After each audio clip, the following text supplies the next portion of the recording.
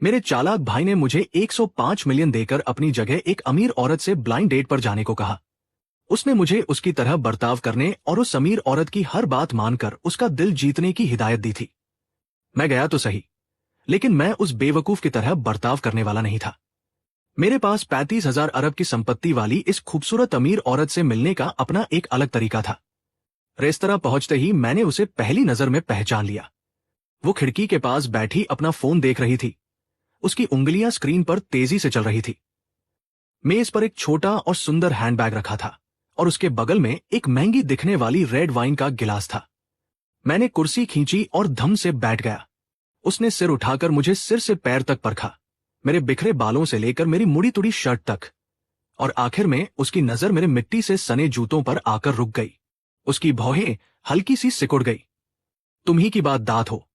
उसकी आवाज में ठंडक थी, जैसे कांच के गिलास में बर्फ का टुकड़ा गिर गया हो। मैंने बिना कुछ कहे सिर हिला दिया। वेटर आगे बढ़ा और उसने मुझे एक मेन्यू थमा दिया जो ईंट से भी ज्यादा मोटा था। मैंने उसे खोल कर देखा। मुझे सारे अक्षर पता थे, लेकिन एक साथ मिलकर वे कौन सी डिश बन रहे थे ये मुझे समझ नहीं आ रहा था। हालांकि उनके आगे लिखी कीमत मुझे साफ दिखाई दे रही थी। सबसे सस्ती डिश भी 1 मिलियन से ज्यादा की थी। मैंने मेन्यू को जोर से बंद कर दिया। मेरे लिए 21,000 वाला एक नूडल का बाउल ले आओ। वेटर दंग रह गया। उसके चेहरे की बनावटी मुस्कान किसी प्लास्टिक की तरह जम गई। सामने बैठी बाख गुंग बांग भी हैरान थी। उसने मुझे देखा और पहली बार उसकी आंखों में कुछ असली भाव दिखे। ये नफरत नहीं, बल्कि उलझन थी। माफ करे सर, हमारे यहां नूडल्स नहीं मिलते। वेटर की आवाज में अब खींच साफ झलक रही थी। तो फिर रहने दो। मेरे लिए बस एक गिलास सादा पानी ले आना, और हां, पानी गर्म होना चाहिए। इतना कहकर मैंने बाख गुंग बांग की तरफ देखकर दांत चियारे। सुंदर होने के साथ साथ आप बहुत दयालु भी हैं। आज का बिल आप ही दे देना। मेरी जेब थोड़ी खाली चल रही है। अचानक वहां खामोशी छा गई। बाख गुंग बांग ने अपनी खूबसूरत आंखें सिकोड़कर मुझे वैसे देखा जैसे कोई बिल्ली शिकार करने से पहले देखती है। मैं अपने दिमाग में अपने भाई की चीखें सुन सकता था। तू तो गया बेवकूफ। 105 मिलियन पानी में डूब गए, लेकिन मुझे अंदर ही अंदर बहुत मजा आ रहा था। बाख गुंग बांग ने कुछ नहीं कहा, बस मुझे घूरती रही। उसकी नजरें बेहद तेज थी, किसी सर्जन के चाकू जैसी, जो मुझे अंदर बाहर से चीर कर देखना चाहती हो। पता नहीं क्यों, लेकिन मैं भी उसकी नजरों का डटकर सामना करता रहा। वेटर ने पानी का गिलास मेज पर रखा। मैंने एक घूंट पिया। तुम उसकी बात दाद जैसे बिल्कुल नहीं हो जिसे मैं जानती हूं। आखिर उसने अपनी चुप्पी तोड़ी। उसकी उंगलियां मेज पर धीरे धीरे थिरक रही थी। इंसान बदल ही जाता है, मैंने पानी का गिलास नीचे रखते हुए पूरे आत्मविश्वास से कहा, खासकर तब जब उसके पास पैसे न हों। मेरी इस बात ने उसे निशब्द कर दिया। कुछ सेकंड बाद उसके होठों पर एक हल्की सी मुस्कान तैर गई। तुम्हें कितने पैसे चाहिए? आ गया वही घिसापिटा सवाल। मेरे भाई ने मुझे रटाकर भेजा था कि अगर वह ये सवाल पूछे तो मुझे पैसों को कचरा समझना है और कहना है कि मैं यहां सिर्फ प्यार के लिए आया हूं। मैंने गला साफ किया। ज्यादा नहीं, बस इस खाने के बिल जितने। आपने जो डिश और वाइन मंगाई है उसका बिल 28 से 35 मिलियन के बीच तो आ ही जाएगा। मैं आपका एहसानमंद नहीं रहना चाहता। बाख गुंग बांग जोर से हंस पड़ी। तुम बहुत दिलचस्प हो। मैंने ऐसे लोग देखे हैं जो मुझसे पैसे ऐंठना चाहते हैं, और ऐसे भी जो खुद को महान दिखाते हैं, लेकिन तुम्हारी तरह बेशर्म होकर मुफ्त की रोटियां तोड़ने वाला मैंने पहली बार देखा है। मुफ्त का खाना खाने में कोई शर्म नहीं है। मैंने मेज से नैपकिन उठाकर अपना मुंह पोंछते हुए कहा, शर्म की बात तो तब है जब जेब में पैसे न हो और इंसान दिखावा करे। उसने हाथ हिलाकर वेटर को बुलाया। इनके लिए एक टॉमहॉक स्टेक ले आओ, और साथ ही एक डोमेन कांटी वाइन भी खोल देना। इतना कहकर उसने फिर मुझे देखा। आज की दावत मेरी तरफ से, लेकिन मेरा एक सवाल है। मैंने हाथ से इशारा करते हुए कहा, पूछिए। तुम असल में हो कौन? वो थोड़ा आगे की तरफ झुकी और वही मीठी महक फिर से मेरी सांसों में घुल गई। की बात दाद तुम्हारी तरह नहीं है। उसमें इतनी हिम्मत नहीं है। मेरी धड़कन एक पल के लिए रुक गई। इतनी जल्दी भंडाफोड़ हो गया? लेकिन मैंने अपने चेहरे पर जरा भी शिकन नहीं आने दी। मैं ही की बात दात हूं। यकीन न हो तो मेरा आईडी कार्ड देख लीजिए। उसने सिर हिलाया। कोई जरूरत नहीं है। इंसान चाहे कितना भी अच्छा रूप क्यों न धर ले, उसकी आंखें कभी झूठ नहीं बोलती। उसकी आंखों में सिर्फ लालच और चापलूसी थी, और तुम्हारी आंखों में वह जैसे कोई सही शब्द ढूंढ रही थी। जल्दी से खाकर भागने की जल्दी है। मेरी हंसी छूट गई। हंसिए मत, ये कोई अच्छी बात नहीं है। भूख से मेरे पेट में चूहे कूद रहे हैं, तो क्या मैं जल्दी से खाकर निकल नहीं सकता? स्टेक आ गया, हड्डी के साथ एक बहुत बड़ा टुकड़ा। मैंने चाकू कांटा उठाया और बेढंगे तरीके से एक छोटा सा टुकड़ा काटकर मुंह में डाल लिया। स्वाद ठीक ठाक था, बस थोड़ा अजीब लग रहा था। तुम्हें मेरे गुस्सा होने का डर नहीं है? उसने वाइन का गिलास उठाया और उसे धीरे से हिलाया। मुझे गुस्सा दिलाने से तुम्हें कोई फायदा नहीं होगा। आह! मैंने मुंह का गोश्त निगला और एक घूंट पानी पिया। डर तो लगता है, लेकिन भूखे पेट तो नहीं रहा जा सकता। और वैसे भी आप मेरा क्या बिगाड़ लेंगी? गुंडे बुलवाकर मुझे पिटवा देंगी या मुझे इस शहर से ही गायब करवा देंगी? मैंने बहुत गंभीरता से उसकी तरफ देखा और कहा, मिस बाख, हम दोनों समझदार हैं। आपने मेरे भाई को सिर्फ इसलिए चुना क्योंकि वो सीधा साधा है, जिसे आसानी से काबू किया जा सकता है और वह आपकी कुछ खास जरूरतें पूरी कर सकता है। और मेरे भाई ने भी आपको सिर्फ आपके पैसों के लिए चुना था। हम दोनों ही यहां बिकने आए हैं, बस हमारे बिकने का तरीका अलग है। तो फिर ये भोलापन और मासूमियत का नाटक क्यों? मेरी बातें बहुत चुभने वाली और कड़वी थी। मैंने देखा कि उसका चेहरा धीरे धीरे सख्त हो रहा है। तुम्हें पता है तुम क्या कह रहे हो? उसकी आवाज से अब हंसी गायब हो चुकी थी और सिर्फ एक जमा देने वाली ठंडक बची थी। मुझे पता है। मैंने स्टेक काटना जारी रखा और मजे से खाने लगा। मैंने जो कुछ कहा वो सच है, और सच हमेशा कड़वा होता है। क्या तुम मरना चाहते हो? ये शब्द उसने जैसे दांत पीसते हुए कहे। मैंने चाकू कांटा नीचे रखा और मुंह पोंछा। नहीं। मैंने सीधा उसकी आंखों में देखा और एक एक शब्द चबाकर कहा, मैं सिर्फ जीना चाहता हूं, सिर उठाकर जीना चाहता हूं। बिना किसी के सामने झुके हम दोनों एक दूसरे को घूरते रहे और हवा में तनाव फैल गया। मुझे लगा कि मेरे 175 मिलियन पूरी तरह से डूब चुके हैं और शायद मुझे अब मार भी खानी पड़े। लेकिन ताज्जुब की बात यह थी कि मुझे बिल्कुल भी घबराहट नहीं हो रही थी, बल्कि अंदर ही अंदर एक रोमांच सा महसूस हो रहा था। बहुत देर बाद उसने अचानक अपना फोन उठाया और एक नंबर डायल किया। मुझे एक आदमी के बारे में जानकारी चाहिए, की बादात। उसकी पूरी फाइल मुझे भेजो, यह भी कि उसका कोई भाई है या नहीं। फोन रखकर उसने वाइन का एक घूंट लिया। अब हम एक खेल खेलेंगे।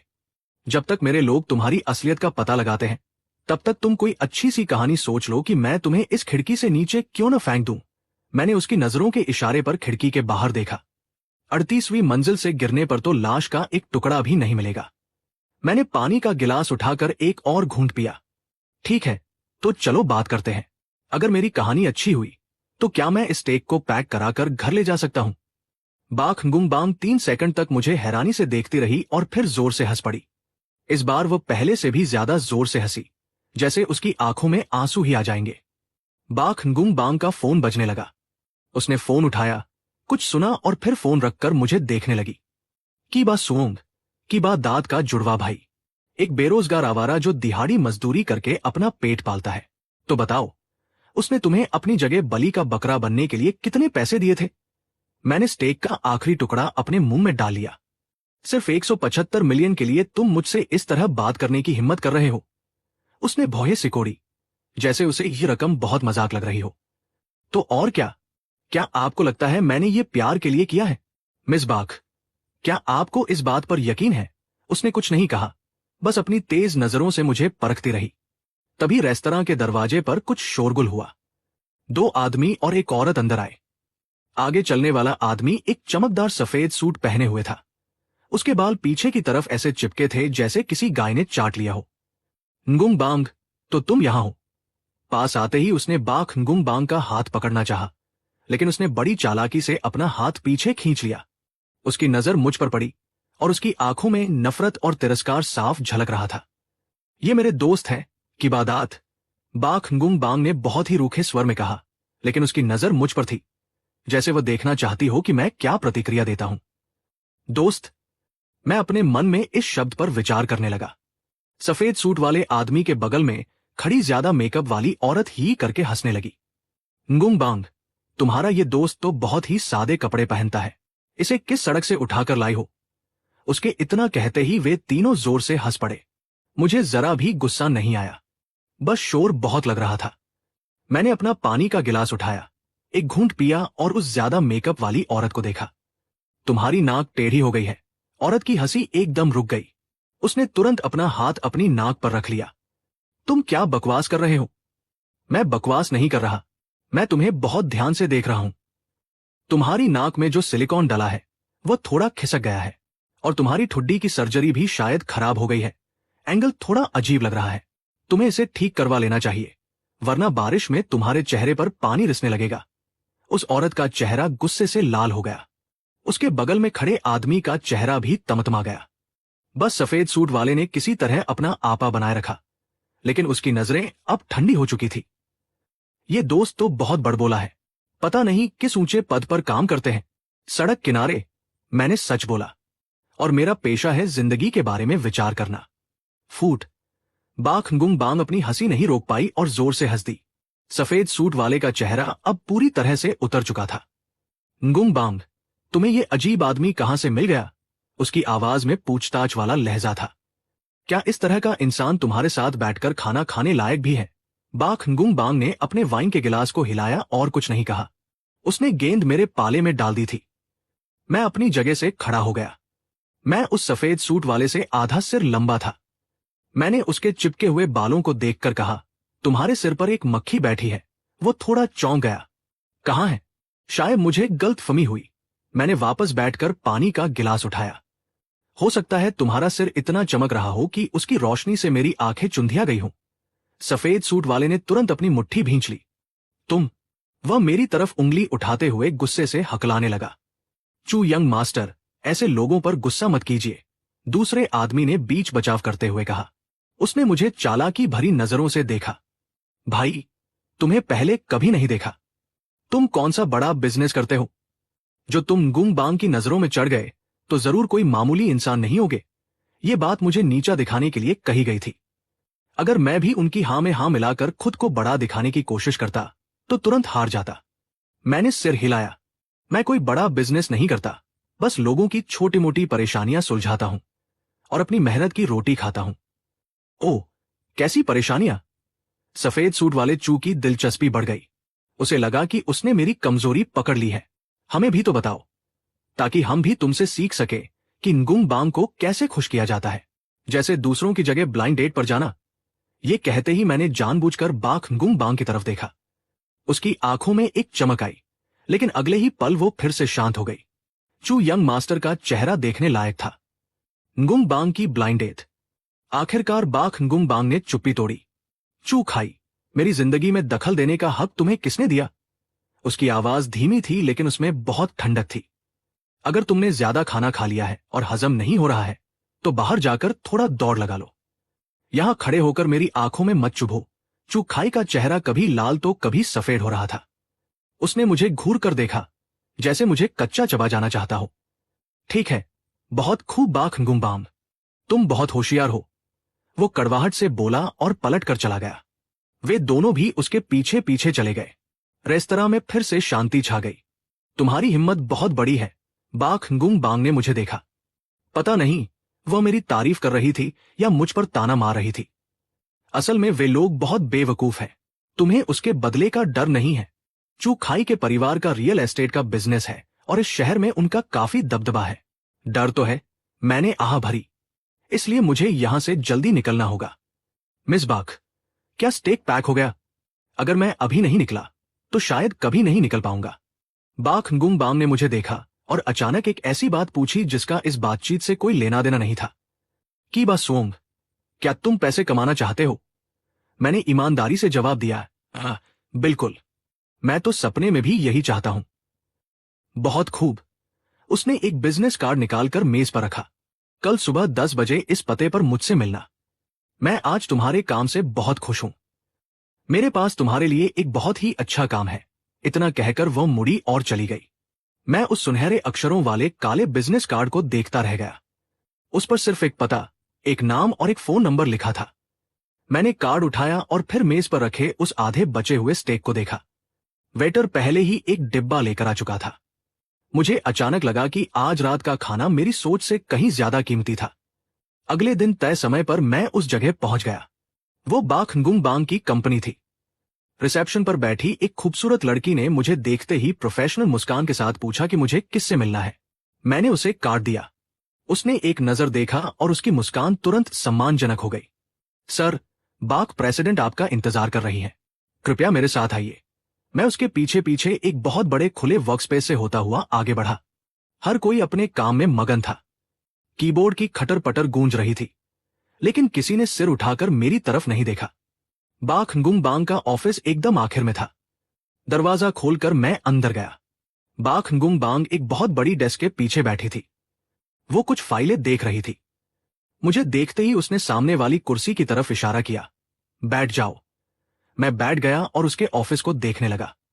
यह बहुत बड़ा और खाली खाली सा था। वहां का फर्नीचर काले, सफेद और ग्रे रंग का था, बिल्कुल उसकी पर्सनालिटी की तरह। उसमें कोई गर्माहट नहीं थी। कुछ पियोगे? उसने सिर उठाए बिना ही पूछा। सादा पानी। उसने इंटरकॉम पर किसी को पानी लाने के लिए कहा और फिर अपने हाथ की फाइल नीचे रख दी। कल रात अच्छी नींद आई? ठीक ठाक। बस पैक किया हुआ स्टेक ठंडा हो गया था और माइक्रोवेव में गर्म करने के बाद उसका स्वाद उतना अच्छा नहीं रहा। मेरी बात सुनकर वो हंस पड़ी। कि बा सोंग, मैं सीधी बात करती हूं। मुझे एक बॉयफ्रेंड चाहिए। उसने बॉयफ्रेंड शब्द पर जानबूझकर जोर दिया। मैंने पानी का एक घूंट पिया और कुछ नहीं बोला। उसे अपनी बात पूरी करने दी। तुमने कल देख ही लिया। चू खाई जैसे बहुत से लोग मेरे इर्द गिर्द मंडराते रहते हैं। मेरे परिवार वाले भी मुझ पर दबाव डाल रहे हैं और मेरे लिए बोरिंग ब्लाइंड डेट्स फिक्स कर रहे हैं। मैं इन सब से बहुत परेशान हो चुकी हूं। इसलिए तुम्हें एक ऐसे इंसान की जरूरत है जो तुम्हें इन सब परेशानियों से बचा सके। मैंने उसकी बात पूरी की। समझदार हो और तुम इस काम के लिए बिल्कुल सही हो। मैं ही क्यों? क्योंकि तुम में हिम्मत है। तुम बेशर्म हो और कोई भी काम सीधे तरीके से नहीं करते। और सबसे बड़ी बात, तुम्हारी आंखों में पैसों का लालच नहीं है। मैंने बहुत से आदमी देखे हैं, जब वे मुझे देखते हैं तो उनकी आंखों में सिर्फ पैसा चमकता है, लेकिन जब तुम मुझे देखते हो तो तुम्हारी आंखों में सिर्फ स्टेक होता है। मेरे पास इस बात का कोई जवाब नहीं था। उसने आगे कहा, तुम्हें बस इतना करना है कि जब भी मुझे तुम्हारी जरूरत हो तुम मेरे सामने मौजूद रहो। मेरे बॉयफ्रेंड का नाटक करो और उन सभी आदमियों को भगा दो जो मेरे करीब आने की कोशिश करते हैं। उन्हें अपने तरीके से भगाओ। सुनने में यह किसी अंगरक्षक या ढाल की तरह लग रहा होगा, तुम ऐसा ही समझ सकते हो, लेकिन यह सब मुफ्त में नहीं होगा। उसने अपनी दराज से एक कॉन्ट्रैक्ट निकाला और मेरे सामने रख दिया। इस पर दस्तखत कर दो। तुम्हारी तनख्वाह हर महीने 350 मिलियन होगी। इसके अलावा तुम जितनी बार भी मेरी किसी परेशानी को सुलझाओगे तुम्हें बोनस के तौर पर 175 मिलियन मिलेंगे। महीने के 350 मिलियन। मैंने कॉन्ट्रैक्ट पर लिखी रकम को देखा और मेरी धड़कनें तेज हो गई। मैं दिन रात खून पसीना एक करके भी महीने का मुश्किल से 17.5 से 21 मिलियन ही कमा पाता था। 350 मिलियन कमाने के लिए मुझे कितनी ईंटें उठानी पड़ेंगी? और आज मेरी तनख्वाह 350 मिलियन प्रति माह तय हो गई थी। एक कार थी, एक कार्ड था। ये दुनिया भी ना, सच में कोई जादू है। कोई और सवाल? हाँ, मैं अपनी जगह से खड़ा हो गया। प्रेसिडेंट बाक, अभी लंच का समय हो गया है। तुम्हारे नए बॉयफ्रेंड के तौर पर क्या मैं तुम्हारे साथ लंच कर सकता हूं? मैंने अभी तक तुम्हारी कंपनी के कैंटीन का खाना नहीं चखा है। बाक गुंग बांग चौंक गई। शायद उसे उम्मीद नहीं थी कि नौकरी मिलने के बाद मेरी पहली मांग मुफ्त का खाना खाने की होगी। उसने मुझे कुछ सेकंड देखा और फिर लाचारी में सिर हिला दिया। हमारी कंपनी में कोई कैंटीन नहीं है। इसके बाद उसने इंटरकॉम उठाया। तियो लाम, वैन दिन है रेस्टोरेंट से मेरे ऑफिस के लिए लंच के 2 ऑर्डर कर दो। फोन रखकर उसने मुझे देखा। उसकी आंखों में एक तरह की बेबसी थी, जैसे कह रही हो, मैं तुमसे हार गई। कि बा सोंग, मुझे थोड़ा थोड़ा पछतावा हो रहा है। मुझे लग रहा है कि मैंने एक बहुत बड़ी मुसीबत मोल ले ली है। मैं मुस्कुराया। प्रेसिडेंट बाक, आप चिंता मत कीजिए। मुझमें अभी भी थोड़ा बहुत पेशेवर उसूल बाकी है। पैसे लेकर काम करना मेरा फर्ज है। आप मुझे खाना खिलाइए, मैं आपकी मक्खियां उड़ाऊंगा। ये एक बराबर का सौदा है। मैं मर्सिडीज जी क्लास चलाकर वापस अपने उस पुराने और जर्जर अपार्टमेंट में पहुंचा। कार बहुत बड़ी थी और मेरी बिल्डिंग का रास्ता बहुत संकरा था। बड़ी मुश्किल से मुझे अपनी कार खड़ी करने के लिए एक जगह मिली। रास्ते भर मोहल्ले के सभी लोगों की हैरान नजरें मुझ पर टिकी हुई थी। मेरा भाई की बात मेरे घर के दरवाजे पर बैठा था। मुझे देखते ही वो मेरी तरफ ऐसे दौड़ा जैसे मैं कोई भगवान हूं। बासूंग, कल तू कहां था? मैंने तुझे इतने फोन किए लेकिन तूने उठाया नहीं। कहीं तूने काम तो नहीं बिगाड़ दिया? कहीं मिस बाख ने तेरा पैर तो नहीं कटवा दिया। मैंने चाबी निकालकर दरवाजा खोला और उसकी बातों को नजरअंदाज कर दिया। वह मेरे पीछे पीछे अंदर आ गया। अंदर आते ही उसकी नजर सोफे पर पड़े कपड़ों के ढेर पर गई। उन कपड़ों पर ऐसे ऐसे ब्रांड के लोगो थे जिन्हें मैं पहचानता भी नहीं था। उसकी आंखें फटी की फटी रह गई। तुझे ये सब खरीदने के लिए पैसे कहां से मिले? 105 मिलियन तो मैंने तुझे एडवांस में दिए थे ना। 105 मिलियन में इतना सब कैसे आ गया? उसने एक शर्ट उठाकर उसका प्राइस टैग देखा और उसकी सांस अटक गई। एक शर्ट जो करोड़ों की है। उसने मुझे ऐसे देखा जैसे मैं कोई एलियन हूं। बासुओंग, मुझे सच सच बता, कल तूने आखिर किया क्या? कहीं तूने मिस बाग के साथ वो सब तो नहीं कर लिया? क्या ये पैसे उसने तुझे अपना मुंह बंद रखने के लिए दिए हैं? मैं पानी पी रहा था और उसकी बात सुनकर मेरे गले में पानी अटक गया। क्या तेरे दिमाग में कभी कोई सीधी बात नहीं आती? मैं और वो अब साथ हैं। साथ हैं कि बाद दांत का मुंह इतना खुल गया कि उसमें एक पूरा अंडा समा जाए। ये कैसे हो सकता है? क्या तूने उसका काम बिगाड़ नहीं दिया था? तेरे जैसे गरीब भिखारी को उसने कैसे पसंद कर लिया? उसे मेरे जैसे लोग ही पसंद है। क्या इसमें कोई बुराई है? मुझे उसे समझाने में कोई दिलचस्पी नहीं थी। कुल मिलाकर बात यह है कि अब से मैं उसका बॉयफ्रेंड हूं। तेरा तो काम तमाम हो गया। कि बाद दांत जमीन पर धम से बैठ गया। उसकी आंखों में खालीपन था। सब खत्म हो गया। मेरी देवी, मेरी दौलत, सब चला गया। मैंने उसके इस बेवकूफी भरे नाटक को देखकर उसे एक लात मारी। उठ जा, वो सिर्फ एक औरत ही तो है। इतना रोने की क्या जरूरत है? वो सिर्फ एक औरत नहीं है। वो मुझ पर चिल्लाया। वो एक चलता फिरता एटीएम है। हाई सोसाइटी में जाने का एक टिकट है। तुझे क्या समझ आएगा? मुझे सच में कुछ समझ नहीं आ रहा है। मैंने सिर हिलाया। मैंने अपनी जेब से मर्सिडीज की चाबी निकाली और उसके सामने हिलाने लगा। मुझे सिर्फ यही समझ आता है कि बाद दांत की नजरें तुरंत उस चाबी पर चिपक गई। ये मर्सिडीज है। उसकी आवाज कांपने लगी। बाख गुंग बांग ने दी है। उसने कहा कि मुझे आने जाने में आसानी होगी। मैंने चाबी मेज पर फेंक दी। उसे लगा कि मेरे पास जो गाड़ी है वो बहुत खटारा है और उसके रुतबे के हिसाब से ठीक नहीं है। कि बाद दांत रेंगते हुए आगे बढ़ा और कार की चाबी को अपने हाथ में ऐसे उठा लिया जैसे वह कोई पवित्र ग्रंथ हो। उसने उसे पलट पलट कर देखा। ये तो सच में जी क्लास है। हे भगवान! उसने अचानक अपना सिर उठाया। अब मुझे देखने का उसका नजरिया पूरी तरह से बदल चुका था। नफरत की जगह अब उसकी आंखों में सम्मान था, बल्कि एक तरह की भक्ति थी। तू सच में मेरा सगा भाई है। उसने मेरे पैरों को कसकर पकड़ लिया। उसके आंसू और नाक बह रहे थे। मुझे भी सिखा दे, तूने आखिर ये सब किया कैसे? तूने उसे कौन सा जादू टोना कर दिया? मैंने उसे खुद से दूर धकेला। इसमें कोई जादू नहीं है। मैंने बस उसे तेरी असलियत दिखा दी और उसे मैं तुझसे थोड़ा ज्यादा पसंद आ गया। मैं उसके लिए कोई कविताएं नहीं लिख सकता, नहीं कोई रोमांटिक गाने गा सकता हूं। मैं रोज उसे गुड मॉर्निंग या गुड नाइट का मैसेज भी नहीं भेज सकता। वो उन इंटरनेट से चुराई गई कविताओं पर कैसे मर मिट सकती है? और तेरे बेसुरे गाने सुनकर तो कोई भी भाग जाए। मैंने बड़ी बेदर्दी से उसे सच्चाई बताई। की बादात, तेरी सबसे बड़ी परेशानी यह है कि तू सच्चा नहीं है। तू बाख गुंग बांग से प्यार नहीं करता, तू उसके पैसों से प्यार करता है। तेरे जैसे लोग उसने बहुत देखे हैं। की बात दांत चुप हो गया, जैसे मेरी बात उसके दिल पर जा लगी हो। और तेरा क्या? क्या तुझे उसके पैसों से प्यार नहीं है? मैंने बहुत ईमानदारी से जवाब दिया, लेकिन मेरा प्यार खुला है। मैंने उसे साफ साफ बता दिया कि मुझे सिर्फ उसके पैसों से मतलब है, और उसने भी मुझे साफ कह दिया कि उसे बस एक ढाल चाहिए। इसे कहते हैं दोनों की रजामंदी। हर किसी को वो मिल रहा है जो उसे चाहिए।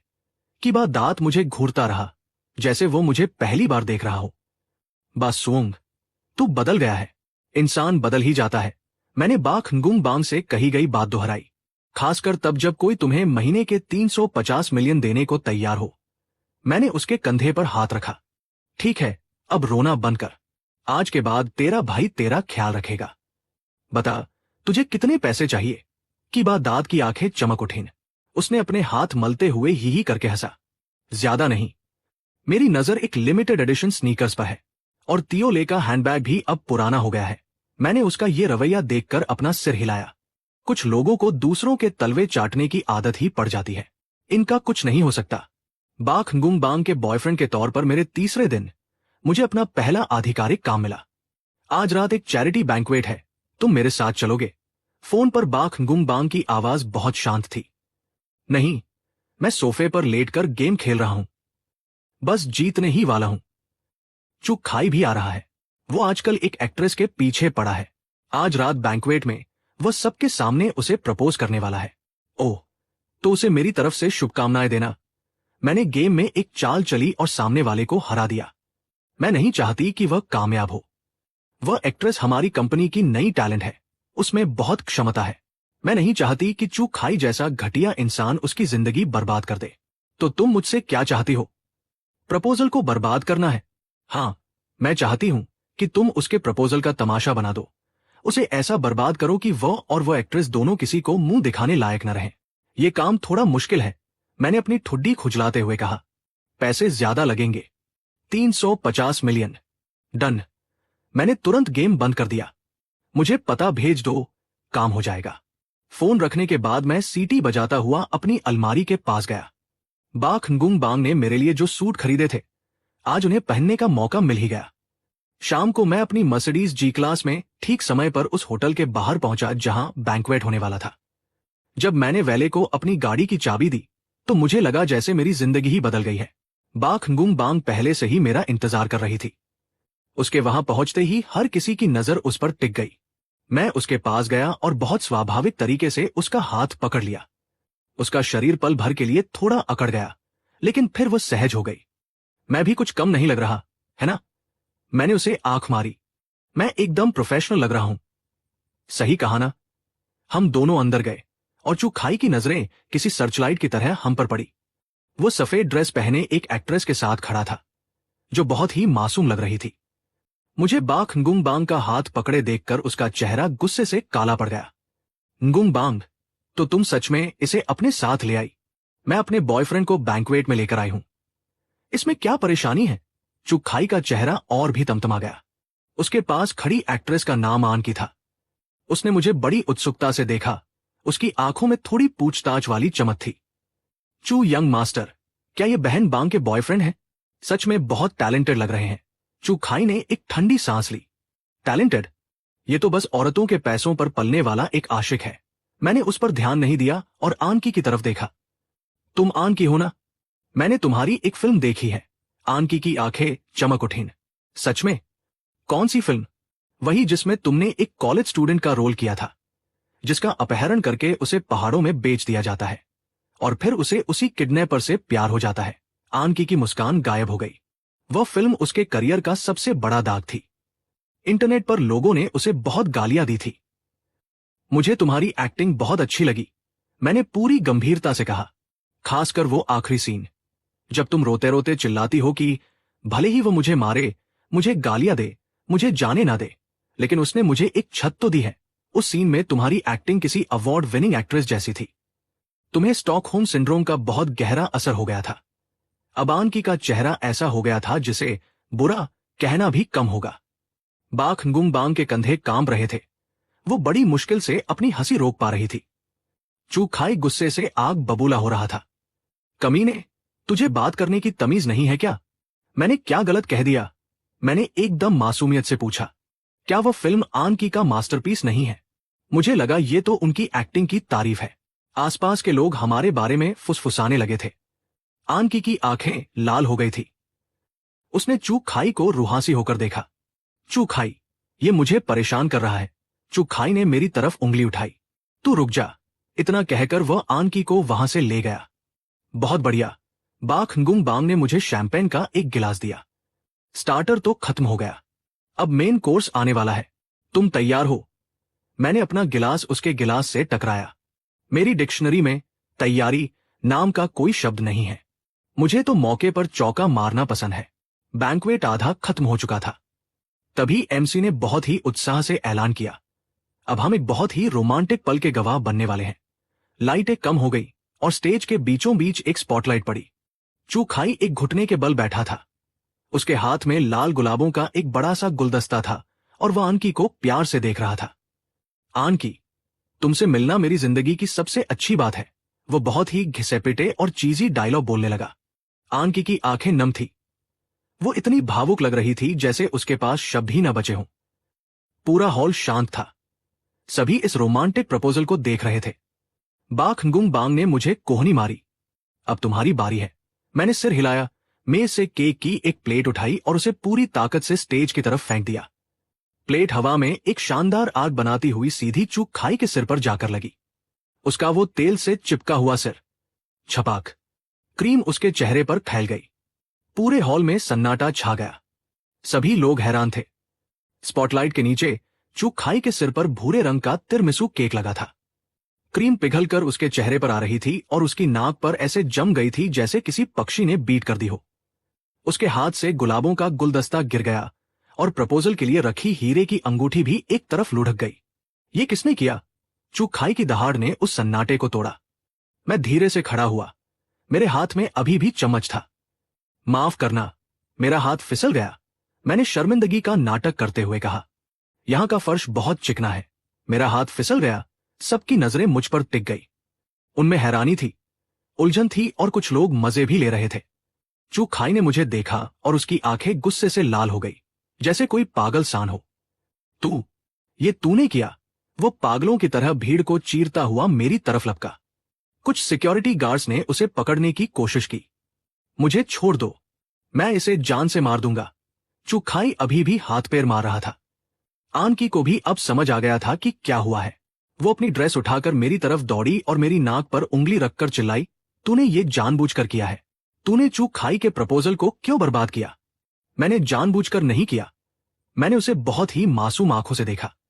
मुझे बस चू यंग मास्टर के इस तरह अपने घुटने के बल बैठने का तरीका देखकर अपनी बिल्डिंग के नीचे रहने वाले उस मोची अंकल वोंग की याद आ गई। मैं उन्हें देखने में इतना खो गया कि मेरे हाथ से प्लेट फिसल गई। ये सुनकर आसपास खड़े लोग जोर जोर से हंसने लगे। वे चू खाई को देखकर फुसफुसाने लगे, जिसके सिर पर अभी भी केक लगा था। आनकी का चेहरा गुस्से से लाल था और उसकी आंखों में आंसू थे। तू बहुत ही बेशर्म इंसान है। अरे मोहतरमा, आप कुछ भी खा सकती हैं लेकिन कुछ भी बोल नहीं सकती। मैंने गंभीरता से कहा। मैं तो बस एक काम इंसान हूं जो यहां से गुजर रहा था। अगर आपको किसी को दोष देना ही है तो इस प्रपोजल को दीजिए जो इतना भावुक था कि मैं खुद को रोक नहीं पाया, या फिर इस होटल की प्लेटों की क्वालिटी को दोष दीजिए। होटल का मैनेजर पसीने से लथपथ दौड़ता हुआ आया। चू यंग मास्टर, कृपया शांत हो जाइए। बात से मसला हल करते हैं। कौन सी बात? चू खाई ने मैनेजर को धक्का दिया। आज मैं इसे जिंदा नहीं छोड़ूंगा। बाख गुंग बांग आगे आई। उसने चू खाई को ठंडी नजरों से देखा। चू खाई, तुम्हारा ये तमाशा खत्म हुआ या नहीं? गुंग बांग, तुम अभी भी इसे बचाना चाहती हो? चू खाई को यकीन नहीं हो रहा था। इसने ये सब किया और तुम फिर भी इसके साथ हो।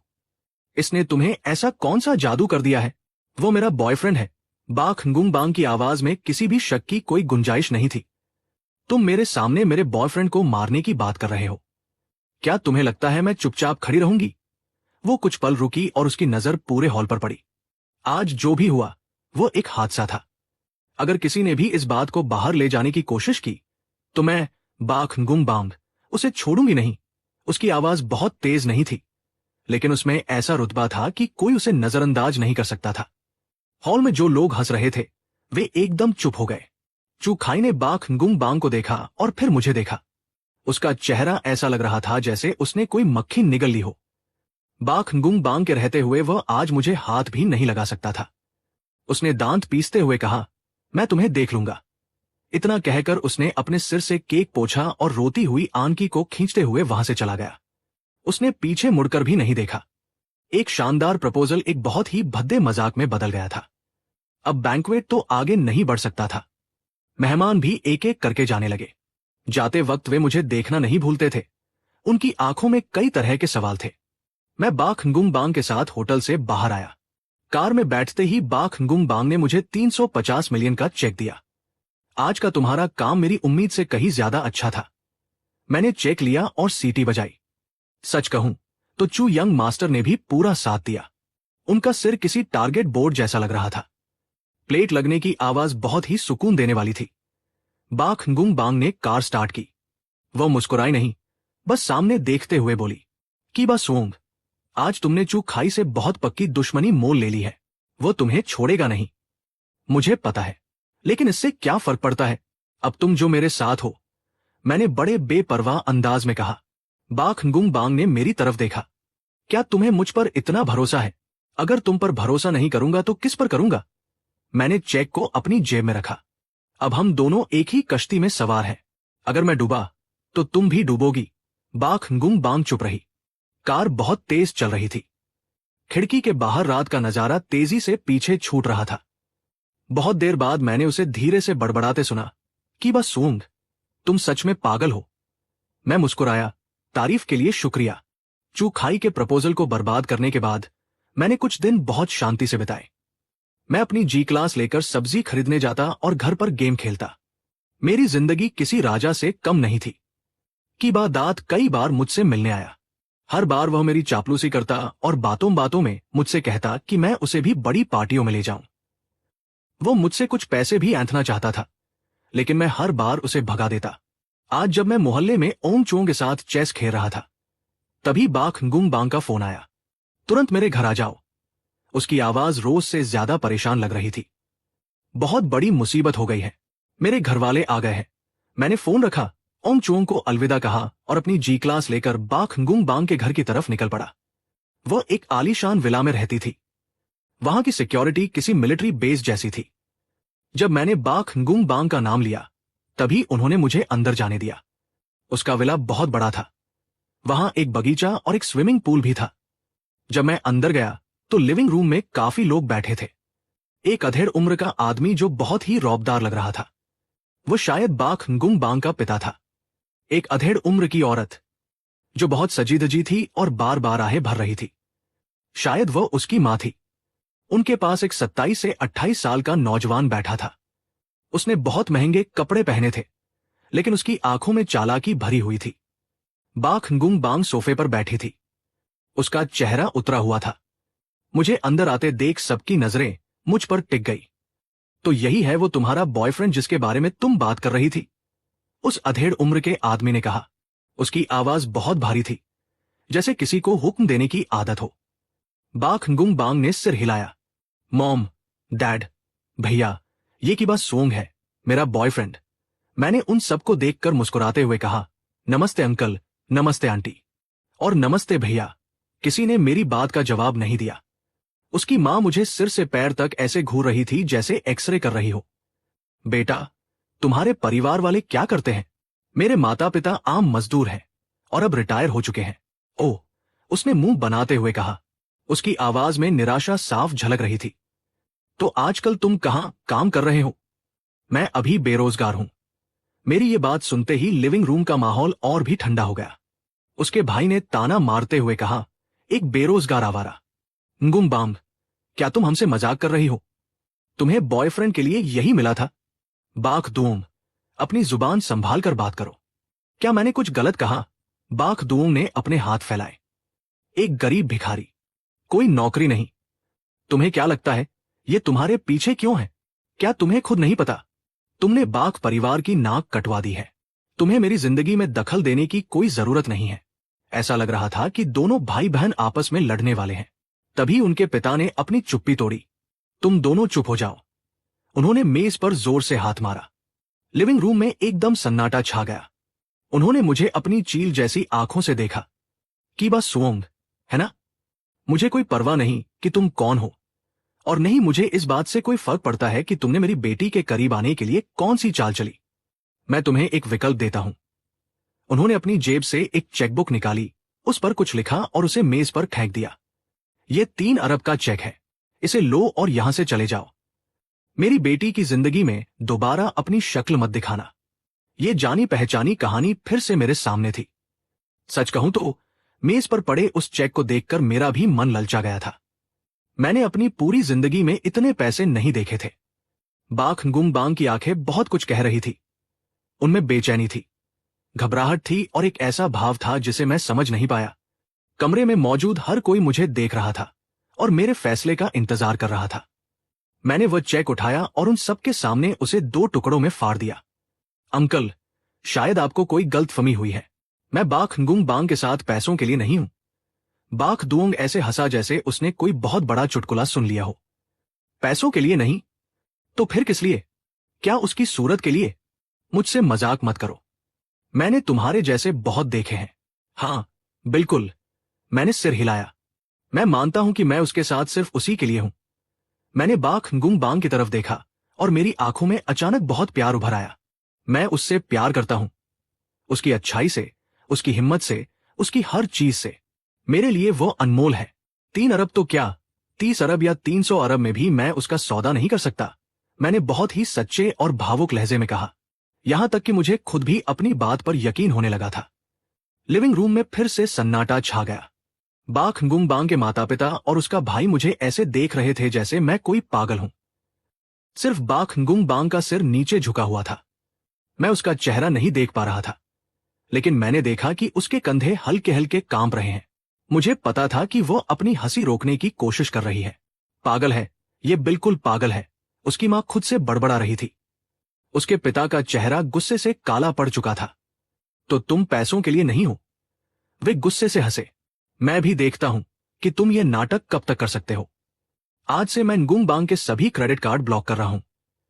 मैंने कंपनी में भी बोल दिया है कि उसके सारे शेयर और डिविडेंड फ्रीज कर दिए जाएं। उसे एक पैसा नहीं मिलेगा।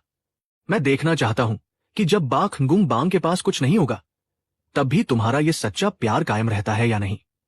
उसकी मां भी उनके पीछे पीछे जाने लगी, लेकिन जाने से पहले उसने मुझे गुस्से से देखा। बाख दुओंग ने मेरे कंधे थपथपाए और धीरे से बोला, लड़के, तुम्हारी हिम्मत की दाद देनी पड़ेगी, लेकिन मेरी मानो तो अभी भी वक्त है। पीछे हट जाओ, वरना पता भी नहीं चलेगा कि तुम्हारे साथ क्या हुआ। इतना कहकर वह भी चला गया। मैं सोफे पर धम से बैठ गया और एक लंबी सांस ली। काम हो गया। कैसा लगा? क्या मेरी एक्टिंग को ऑस्कर मिलना चाहिए? बाख गुंग बांग ने अपना सिर उठाया। उसकी आंखें थोड़ी लाल थी, लेकिन उसके होठों पर मुस्कान थी। कीबा सुओंग, तुमने मेरे लिए एक और बड़ी मुसीबत खड़ी कर दी। मैंने कंधे उचकाए। ये मुसीबत तुमने खुद ही मोल ली है। अब बताओ, आगे क्या करना है? क्या सच में तुम्हारे पास एक पैसा भी नहीं बचा? लगभग। उसने सिर हिलाया, लेकिन वो बहुत शांत लग रही थी। लेकिन मैं भूखी नहीं मरूंगी।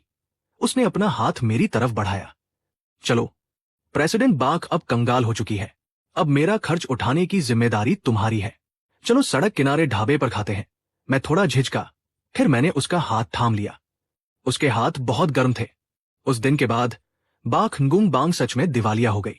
उसने अपना आलीशान विला छोड़ दिया और मेरे साथ मेरे उस छोटे और जर्जर से अपार्टमेंट में शिफ्ट हो गई। जबकि बाद दात ने बाख गुंग बांग को सूटकेस के साथ मेरे दरवाजे पर खड़े देखा, तो वो इतना हैरान हुआ कि उसके हाथ से उसका बैग छूट कर गिर गया। ये सब क्या है? मैं दिवालिया हो गई हूं। बाख गुंग बांग ने इतनी आसानी से कहा जैसे वो बता रही हो कि आज मौसम बहुत अच्छा है। इसके बाद वो बिना किसी झिझक के मेरे बेडरूम में चली गई, जिसमें सिर्फ एक ही बिस्तर था, और वही रहने लगी। और मैं सोफे पर सोने लगा। शुरुआत में मेरा भाई बहुत खुश हुआ। उसे लगा कि उसका मौका फिर से आ गया है। वो रोज मेरे घर के चक्कर लगाता। वो बाख गुंग बांग की चापलूसी करता और उसके लिए चाय पानी लाता। लेकिन बाख गुंग बांग ने उसकी तरफ ध्यान भी नहीं दिया। उसने जो बेकार सी कविताएं लिखी थी, बाख गुंग बांग ने उन्हें रद्दी के कागज की तरह समझ लिया। जब वह अपने बेसुरे गाने गाता, तो बाख गुंग बांग सीधे अपने ईयरफोन लगा लेती। कुछ दिनों बाद की बात दाद का दिल टूट गया। उसने सच्चाई को मान लिया और चुपचाप वहां से चला गया। प्रेसिडेंट बाख का रुतबा छिनने के बाद बाख गुंग बांग पूरी तरह से बदल गई थी। वो अब एक कार्टून वाला पजामा पहनती थी और टीवी के रिमोट के लिए मुझसे लड़ती थी। जब मैं गेम खेलने में इतना मगन हो जाता कि उसकी तरफ ध्यान नहीं देता, तो वह चुपके से मेरे इंटरनेट का तार निकाल देती। और जब मैं खाना बना रहा होता, तो वह मेरे पीछे से आकर कटी हुई खीरा चुरा कर खा लेती। अब वो एक घमंडी रानी नहीं, बल्कि एक दोस्त की तरह थी जो मेरे साथ रह रही थी। एक ऐसी दोस्त जो थोड़ी परेशान करने वाली थी, लेकिन मुझे बुरी नहीं लगती थी। उस रात मैं आधी रात तक गेम खेलता रहा। जब मैं पानी पीने के लिए लिविंग रूम में आया, तो मैंने देखा कि बाख गुंग बांग बालकनी में अकेली बैठी बाहर का नजारा देख रही है। मैं उसके पास गया और उसे एक बियर का कैन दिया। कुछ सोच रही हो? उसने बियर ली और एक घूंट पिया। कुछ नहीं, बस सोच रही थी कि ये जिंदगी भी कितनी अच्छी है। इसमें क्या अच्छा है? पैसे नहीं है, रहने के लिए बड़ा घर नहीं है, और तुम्हें मेरे जैसे बेरोजगार के साथ एक ही छत के नीचे रहना पड़ रहा है। लेकिन ये बहुत सुकून भरा है। उसने पलटकर मुझे देखा। अंधेरे में उसकी आंखें चमक रही थी। अब मुझे कोई नाटक नहीं करना पड़ता उन अजीब लोगों और परेशानियों का सामना नहीं करना पड़ता। बहुत सालों बाद मुझे इतना सुकून मिला है। वो अचानक मुस्कुरा दी। कीबा सुओंग, तुम्हें पता है, मेरे पिता ने मेरे अकाउंट ब्लॉक कर दिए, लेकिन इसका मुझ पर कोई असर नहीं पड़ा। मेरी अपनी एक प्राइवेट इन्वेस्टमेंट कंपनी है जिसे वो हाथ नहीं लगा सकते। मैं हैरान रह गया। तो फिर तुम यहां मेरे पास क्यों आई? क्योंकि मुझे ये सब बहुत मजेदार लग रहा था। मैं देखना चाहती थी कि जो इंसान हमेशा कहता है कि वह पैसों के लिए नहीं है, वो मेरे कंगाल होने पर क्या करता है। तो क्या नतीजा निकला? नतीजा ये निकला कि तुम मेरी सोच से भी ज्यादा बड़े कमीने हो। उसने मुझे देखा। लेकिन तुम मेरी उम्मीद से कहीं ज्यादा भरोसेमंद भी हो। मैंने कुछ नहीं कहा, बस बियर का कैन खोला और एक घूंट पिया। रात की हवा थोड़ी ठंडी थी। वो बहुत अच्छी लग रही थी। कीबा सुओंग, उसने अचानक मेरा नाम पुकारा। हाँ, चलो हम सच में एक हो जाएं। मेरे मुंह से बियर बाहर निकल गई। मैं खांसने लगा। मेरा चेहरा लाल हो गया था। तुमने क्या कहा? मुझे लगा मैंने गलत सुना है। मैंने कहा, चलो हम एक हो जाते हैं। उसने मुझे देखा। उसकी आंखें बहुत गंभीर थी। कोई नाटक नहीं, कोई सौदा नहीं। तुम सच में मेरे बॉयफ्रेंड बन जाओ। मैं उसे देखता रहा। मेरा दिमाग पूरी तरह से सुन्न हो गया था। मैं मानता हूं कि वो बहुत खूबसूरत है। इतने दिन साथ रहने के बाद मेरे मन में भी उसके लिए कुछ भावनाएं पैदा हो गई थी, लेकिन बस थोड़ी सी। हम दोनों अलग अलग दुनिया के इंसान थे। वो आसमान की परी थी और मैं जमीन की धूल। तुमने ज्यादा पी ली है। मैंने अपना मुंह फेर लिया। मेरी उसकी आंखों में देखने की हिम्मत नहीं हो रही थी। मैं नशे में नहीं हूं, मैं पूरे होश में हूं। कीबा सुओंग, मुझे तुम पसंद हो। तुम्हारी सच्चाई पसंद है। तुम्हारा वो बेपरवाह अंदाज पसंद है, और लोगों से बात करने का तुम्हारा वो बेबाक तरीका भी। तुम्हारे साथ रहकर मुझे लगता है कि मैं कोई जिंदा इंसान हूं, पैसे कमाने की कोई मशीन नहीं। उसकी बातें मेरे दिल में किसी पत्थर की तरह लगी, जिसने मेरे शांत मन में एक हलचल सी मचा दी। मैं मानता हूं कि मेरा दिल धड़कने लगा था, लेकिन मेरे दिमाग ने कहा कि ऐसा नहीं हो सकता। हमारे बीच का वो सौदा और वो बात की मुझसे सच्चा प्यार मत करना अभी भी मेरे दिमाग में गूंज रही थी। मैंने खुद को शांत करने के लिए एक गहरी सांस ली। हम दोनों एक दूसरे के लिए सही नहीं हैं। क्यों सही नहीं है? किसी भी लिहाज से नहीं। तुम अमीर हो और मैं एक गरीब इंसान। तुम अपने रास्ते और मैं अपने रास्ते। हम दोनों की दुनिया अलग है। पैसा कोई मायने नहीं रखता। पैसा नहीं, लेकिन आत्मसम्मान तो मायने रखता है। मैंने उसकी तरफ देखा। मैं सच कह रहा हूं। मैं पैसों के लिए तुम्हारा बॉयफ्रेंड होने का नाटक कर सकता हूं, लेकिन मैं पैसों के लिए तुम्हारा असली बॉयफ्रेंड नहीं बन सकता। अगर मैंने ऐसा किया तो मैं खुद अपनी नजरों में गिर जाऊंगा। बाख गुंग बांग चुप रही। उसकी आंखों में निराशा की एक झलक दिखाई दी, लेकिन तुरंत ही उसने सब समझ लिया। मैं समझ गई। मुझे माफ कर दो, मैंने जल्दबाजी कर दी। इतना कहकर वो मुड़ी और अपने कमरे में चली गई। मैं बालकनी में अकेला बैठा अपनी बची हुई बियर पीता रहा। मुझे अंदर से बहुत खालीपन महसूस हो रहा था। अगली सुबह बाख गुंग बांग बहुत जल्दी उठ गई। जब मैं सोफे से उठा तो वो पूरी तरह से तैयार थी। वो फिर से वही पुरानी प्रेसिडेंट बाख लग रही थी। मुझे कंपनी वापस जाना होगा। मेरे पिता हार मान चुके हैं। इतने दिन मुझे यहां रहने देने के लिए शुक्रिया। उसकी आवाज में वही पुरानी दूरी और औपचारिकता थी जो शुरुआत में थी।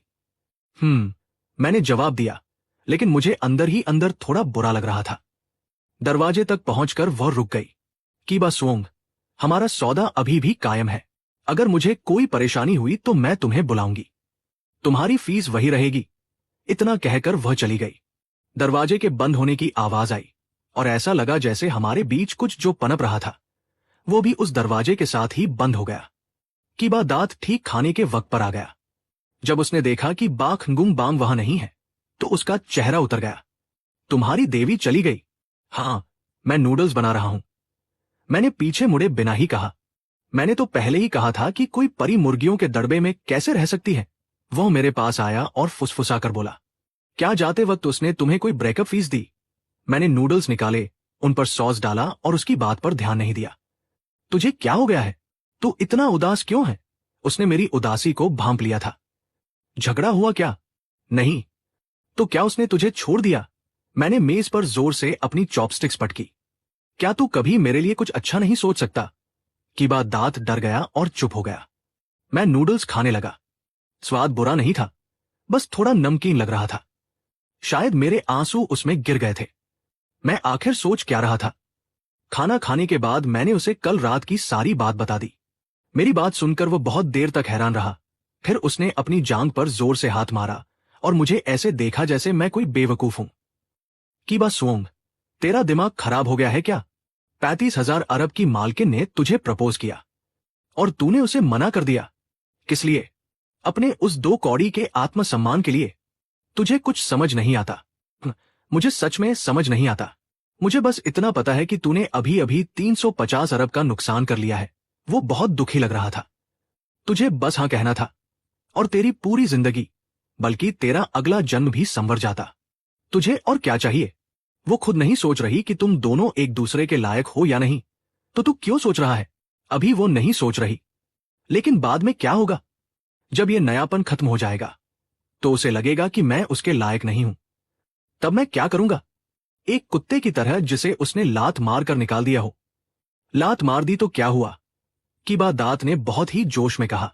एक अमीर औरत से लात खाना भी कोई बेइज्जती की बात नहीं है। कम से कम तूने कुछ दिन तो राजाओं की तरह जिया होगा ना। और अब क्या? तू अपने उस फटे पुराने आत्मसम्मान को पकड़े बैठा है। नतीजा क्या निकला? तू अभी भी एक गरीब भिखारी है। जाकर अपने वो 21,000 वाले नूडल्स खा। उसकी बातों ने मेरी बोलती बंद कर दी थी, क्योंकि वह जो कह रहा था वो सच था। बासुओंग, की बात दाद की आवाज थोड़ी नरम हुई। मुझे पता है तू बहुत खुददार है, लेकिन असल जिंदगी को भी देख। हम जिस जगह से आते हैं वहां बाख गुंग बांग जैसी किसी इंसान का मिलना किसी चमत्कार से कम नहीं है। तूने ये मौका गवा दिया तो समझ ले सब कुछ गवा दिया। दात ने एक आह भरी। तू सोच ले, अगर तुझे समझ आ जाए तो जाकर उसे मना ले। आदमियों को थोड़ी बेशर्मी दिखानी पड़ती है, इसमें कोई बेइज्जती नहीं है। इतना कहकर उसने मेज से बर्तन उठाए और रसोई में धोने चला गया। मैं बहुत देर तक लिविंग रूम में अकेला बैठा सोचता रहा। क्या वह सही कह रहा था? शायद हाँ, लेकिन मेरे दिल के किसी कोने से हमेशा यह आवाज आती थी कि मैं ऐसा नहीं कर सकता। मैं गरीब हो सकता हूं, मैं किसी काम का नहीं हो सकता हूं, लेकिन मैं अपने उसूलों से समझौता नहीं कर सकता। मेरा और बाख गुंग बांग का रिश्ता एक सौदे से शुरू हुआ था। अगर मैं उसके पैसों के लिए उसके साथ रहा तो हमारा रिश्ता हमेशा एक सौदा ही रहेगा, और मुझे ये मंजूर नहीं था। तभी मेरे फोन पर एक मैसेज आया। ये बाख गुंग बांग का मैसेज था। आज शाम 7 बजे उसी होटल में जहां पिछली बार चैरिटी बैंक्वेट हुआ था, एक कॉकटेल पार्टी है। चूक खाई भी आएगा। उसने मेरी कंपनी के बारे में कुछ बुरी खबरें ढूंढ निकाली है और वह आज पार्टी में उनका पर्दाफाश करने वाला है। नियम वही रहेंगे। इस परेशानी से निपटने में मेरी मदद करो। मैंने मैसेज देखा और मुस्कुरा दिया। देखा, हमारे बीच आखिर में एक सौदा ही है। जब मैं होटल पहुंचा तो बाख गुंग बांग दरवाजे पर ही मेरा इंतजार कर रही थी। वह फिर से वैसी ही ठंडी और घमंडी लग रही थी। मुझे देखकर उसने सिर्फ सिर हिलाया। माहौल थोड़ा अजीब था। चलो, उसने चुप्पी तोड़ते हुए कहा और मेरा हाथ पकड़ लिया। उसका हाथ बहुत ठंडा था। कॉकटेल पार्टी बहुत ही शानदार थी। हमारे अंदर जाते ही सबकी नजरें हम पर टिक गई। पिछले बैंक्वेट में हुए उस केक हादसे की वजह से मैं और बाख गुंग बांग दोनों ही चर्चा में आ गए थे। चूक खाई ने भी हमें देख लिया था। वो लोगों की भीड़ से घिरा हुआ था जो उसके साथ शराब पी रहे थे। मुझे देखते ही उसकी आंखों में नफरत की आग भड़क उठी। वो अपना गिलास लेकर हमारी तरफ आया। अरे, क्या ये प्रेसिडेंट बाक और उनका वो पालतू बॉयफ्रेंड नहीं है? कैसा रहा? पिछली बार का केक खाने में मजा आया। उसके आसपास खड़े लोग जोर जोर से हंसने लगे। ठीक ठाक था, मैंने बिना घबराए कहा। बस क्रीम थोड़ी ज्यादा मीठी थी। अगली बार फ्रूट केक मंगवाना, वो ज्यादा अच्छा लगेगा। चुखाई का चेहरा गुस्से से लाल हो गया। ज्यादा मत उड़ लड़के, उसने मेरे कान के पास आकर फुसफुसाया। पिछली बार बाख गुंग बांग ने तुझे बचा लिया था, लेकिन आज मैं तुझे यहां से पैरों पर चलकर नहीं जाने दूंगा। ठीक है, मैंने सिर हिलाया। लेकिन जाने से पहले क्या मैं कुछ खा सकता हूं? मैंने रात का खाना नहीं खाया है। इतना कहकर मैं उसे नजरअंदाज करता हुआ बुफे की तरफ चला गया। बाख गुंग बांग भी मेरे पीछे आई। तुम उस पर ध्यान मत दो, वह एक पागल कुत्ता है। मुझे पता है। मैंने एक प्लेट ली और उस पर एक सैल्मन मछली का टुकड़ा रखा। वो तुम्हारे खिलाफ क्या करने वाला है? उसने मेरी कंपनी के वाइस प्रेसिडेंट को खरीद लिया है और एक फर्जी फाइनेंशियल रिपोर्ट तैयार करवाई है। वो आज रात सबके सामने ये साबित करना चाहता है कि मेरी कंपनी ने अपने खाते में हेराफेरी की है, जिससे मेरे शेयरों की कीमत गिर जाए। तो तुम्हारी असली रिपोर्ट कहां है? वो मेरे असिस्टेंट के पास है, लेकिन मैं उससे संपर्क नहीं कर पा रही हूं। बा खंगुंग बांग ने अपनी भौहें सिकोड़ी। मुझे शक है कि चू खाई के आदमियों ने उसे किडनैप कर लिया है, इसलिए हमें अभी समय बर्बाद करना होगा जब तक कि हम उसे ढूंढ न लें। सही कहा, मैंने सैलमन का एक टुकड़ा मुंह में डालते हुए कहा। लेकिन इस काम के लिए पैसे ज्यादा लगेंगे। बा खंगुंग बांग ने मुझे देखा। उसकी आंखों में कई सवाल थे। 700 मिलियन। डन। हम बात कर ही रहे थे कि चू खाई स्टेज पर चढ़ गया और उसने माइक ले लिया। देवियों और सज्जनों, मेरे दोस्तों, शुभ संध्या। सब लोग चुप हो गए और उसे देखने लगे। आज मैं यहां एक इंसान की असलियत से पर्दा उठाने आया हूं। उसने सीधा बा खंगुंग बांग की तरफ इशारा किया। बा खंगुंग बांग, एक ऐसी औरत जो बाहर से बहुत मजबूत और ईमानदार दिखती है, लेकिन अंदर ही अंदर वह अपनी कंपनी के खातों में हेराफेरी कर रही है। वो अपने निवेशकों को धोखा देकर उनकी जेबें काट रही है। उसने अपने हाथ में पकड़ी एक फाइल हवा में लहराई। मेरे पास उसकी कंपनी की सबसे नई फाइनेंशियल रिपोर्ट है। इसमें साफ लिखा है कि उसकी कंपनी दिवालिया होने की कगार पर है। उसकी बात सुनते ही पूरे हॉल में हलचल मच गई। सबकी नजरें बा खंगुंग बांग पर थी। बा खंगुंग बांग का चेहरा पीला पड़ गया। चू खाई, तुम मुझ पर झूठा इल्जाम लगा रहे हो। मैं झूठा इल्जाम लगा रहा हूं या नहीं, ये तो सबको अभी पता चल जाएगा। चू खाई हंसा और उस रिपोर्ट को बड़ी स्क्रीन पर दिखाने की तैयारी करने लगा। स्थिति बहुत गंभीर थी। मैंने स्टेज पर खड़े चू खाई को देखा और फिर अपने पास खड़ी बा खंगुंग बांग को, जिसके हाथ पैर ठंडे पड़ गए थे। मुझे पता था कि अब मेरे एक्शन लेने का समय आ गया है। मैं 100 मीटर की रेस दौड़ने वाले किसी एथलीट की तरह स्टेज की तरफ भागा। इससे पहले कि कोई कुछ समझ पाता, मैंने चू खाई के हाथ से माइक छीन लिया। पूरे हॉल की नजरें फिर से मुझ पर टिक गई। चू खाई ने मुझसे माइक छीनने की कोशिश की, लेकिन मैंने उसे धक्का देकर दूर कर दिया। मैंने नीचे खड़ी भीड़ को देखा और गला साफ किया। देवियों और सज्जनों, चू यंग मास्टर ने अभी जो भी कहा उस पर बिल्कुल यकीन मत कीजिएगा। क्यों? भीड़ में से किसी ने पूछा। मैंने एक गहरी सांस ली और पूरी ताकत से चिल्लाया, क्योंकि वो मुझसे प्यार करते हैं। वो ये सब सिर्फ मुझसे बदला लेने के लिए कर रहे हैं, क्योंकि मैंने उनसे उस औरत को छीन लिया जिससे वे प्यार करते थे। बा खंगुंग बांग, उनका प्यार नफरत में बदल गया है। अगर वे मुझे नहीं पा सकते तो वे मुझे बर्बाद करना चाहते हैं। क्या आपको नहीं लगता कि वो पागल हो गए हैं? सभी लोग हक्के बक्के रह गए। चू खाई तो जैसे पत्थर का बन गया। वह जमीन पर पड़ा था और मेरी तरफ उंगली उठा रहा था। उसका मुंह खुला का खुला रह गया था, लेकिन उसके मुंह से एक शब्द नहीं निकल रहा था। मैंने उसकी तरफ ऐसे देखा जैसे मुझे उस पर बहुत तरस आ रहा हो। चू खाई, मैंने बहुत ही दुख भरे स्वर में कहा, मुझे पता है कि तुम मुझसे प्यार करते हो, लेकिन प्यार के मामले में जोर जबरदस्ती नहीं की जा सकती। मेरे पास अब nguम बांग है। हम दोनों एक नहीं हो सकते। तुम मुझे भूल जाओ। इतना कहकर मैंने उसे आंख भी मारी। चू खाई की आंखें बाहर आ गई और वो वहीं बेहोश होकर गिर पड़ा। चू खाई को उसके आदमी उठाकर ले गए। बिजनेस की एक सोची समझी चाल को मैंने बहुत ही मजाकिया तरीके से नाकाम कर दिया था। अब यह कॉकटेल पार्टी भी आगे नहीं चल सकती थी। बा खंगुंग बांग मुझे खींचते हुए वहां से ले गई, जबकि लोग हमें ऐसे देख रहे थे जैसे उनका जबड़ा ही जमीन पर गिर गया हो। कार में बैठते ही वो स्टीयरिंग व्हील पर सिर रखकर जोर जोर से हंसने लगी। कीबा सुओंग, तुम सच में एक जीनियस हो। वो हंसते हंसते लोटपोट हो रही थी। उसकी आंखों से आंसू आ गए थे।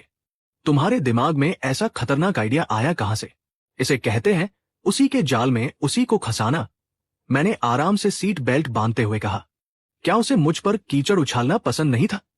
तो मैंने उस पर उससे भी बड़ा कीचड़ उछाल दिया, जिसे वो कभी साफ नहीं कर पाएगा। कल से ही ये खबर कि चू परिवार के बड़े बेटे ने अपने दुश्मन से प्यार में धोखा खाकर ये सब किया, पूरी हाई सोसाइटी में फैल जाएगी।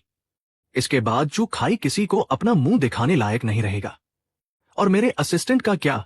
बा खंगुंग बांग ने मुश्किल से अपनी हंसी रोकते हुए पूछा। चिंता मत करो। मैंने अपना फोन निकाला और की बात दाद को कॉल किया। हो, क्या तुमने काम कर दिया? क्या वो आदमी सुरक्षित है? हाँ, उन्हें उन बेवकूफ गुंडों से बचा लिया गया है। बात यह थी कि जब बा खंगुंग बांग मुझे स्थिति के बारे में बता रही थी, तभी मैंने उसे उस जगह का पता भेज दिया था जहां उसका असिस्टेंट कैद था। मेरा भाई वैसे तो ज्यादा काम का नहीं था, लेकिन वो लड़ने में बहुत माहिर था। एक जमाने में वह भी गुंडागर्दी करता था। बाख गुंग बांग ने फोन पर आवाज सुनी और मुझे हैरानी से देखा। तुमने ये सब कब किया? उसी वक्त जब तुम मुझे बता रही थी। मैंने सब कुछ सेट कर दिया था। मैंने फोन काट दिया। मैंने आगे से ध्यान भटकाने का जिम्मा लिया और मेरे भाई ने पीछे से हमला किया। दो तरफा हमला हमेशा असरदार होता है। बाख गुंग बांग ने मुझे देखा और पहली बार उसकी आंखों में मेरे लिए सच्चा सम्मान दिखाई दिया। कीबा सुओंग, मुझे लगता है मैंने तुम्हें हमेशा कम आंका है। अभी भी देर नहीं हुई है। मेरे अकाउंट में 700 मिलियन ट्रांसफर कर देना। और हां, मेरे भाई ने भी इस काम में बहुत मदद की है। उसे भी कुछ बोनस दे देना, ठीक है? उसने कार स्टार्ट की। उसकी आवाज में हंसी थी। तुम जितना मांगोगे उतना दूंगी। रात के अंधेरे में कार दौड़ रही थी।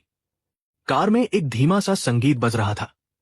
हम दोनों में से किसी ने कुछ नहीं कहा, लेकिन अब हमारे बीच कोई झिझक या दूरी महसूस नहीं हो रही थी।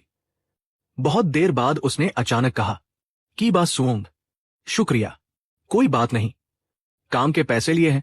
वो थोड़ी देर चुप रही और फिर बोली, सिर्फ आज के लिए नहीं, बल्कि मेरे घर पर जो हुआ था उसके लिए भी। 3 अरब का चेक ठुकराने के लिए शुक्रिया। मैं सच में बेवकूफ थी। मैंने खुद पर हंसते हुए कहा, अगर आज की बात होती तो मैं वो पैसे लेकर भाग जाता। तुम ऐसा नहीं करते, उसने बहुत ही विश्वास के साथ कहा। तुम ऐसे इंसान नहीं हो। मैंने अपनी आंखें बंद कर ली और खिड़की के बाहर चमकती लाइटों को महसूस करने लगा। क्या मैं ऐसा इंसान नहीं हूं? सच कहूं तो मुझे खुद भी नहीं पता। अगले दिन मैं हाई सोसाइटी में एक किंवदंती बन चुका था। सबको पता था कि बाख गुंग बांग के पास कीबा सुओंग नाम का एक आदमी है। कोई नहीं जानता था कि वो कहां से आया है, लेकिन उसका तरीका बहुत अलग है। उसने सिर्फ अपनी बातों से चू परिवार के बड़े बेटे को बेहोश कर दिया था। कुछ लोगों ने कहा कि मैं बाख गुंग बांग का पाला हुआ आशिक हूं। कुछ ने कहा कि मैं उसका कोई सीक्रेट हथियार हूं। और कुछ लोगों ने तो यहां तक कह दिया कि मैं किसी बहुत अमीर घराने का वारिस हूं, जो आम जिंदगी का अनुभव लेने आया है। ये अफवाहें और भी अजीब होती जा रही थी। मेरे भाई की बात दाद को भी असिस्टेंट को बचाने के लिए बाख गुंग बांग से 350 मिलियन का इनाम मिला। अब वो मुझे ऐसे देखता था जैसे मैं कोई भगवान हूं। तू अब की परिवार का नाम रोशन कर रहा है। वो पैसे हाथ में लिए खुशी से पागल हो रहा था। अब से मैं तेरे ही साथ काम करूंगा। मैंने उस पर ध्यान नहीं दिया क्योंकि मैं फोन सुनने में व्यस्त था। मेरा फोन बज कर फटने वाला था। मुझे ऐसे ऐसे नंबरों से कॉल आ रहे थे जिन्हें मैं जानता भी नहीं था, लेकिन वे सभी बहुत अमीर लोग थे। हेलो, क्या आपकी बात सुओंग बोल रहे हैं? मैं दाई तुओंग ग्रुप के प्रेसिडेंट ली बोल रहा हूं। मुझे आपसे एक काम करवाना है। पैसों की कोई चिंता नहीं है। हेलो मिस्टर की, मैं मिसेज वोंग बोल रही हूं। मुझे शक है कि मेरे पति का बाहर किसी के साथ चक्कर चल रहा है। मैं चाहती हूं कि आप मेरी मदद करें और उन्हें रंगे हाथों पकड़वाएं।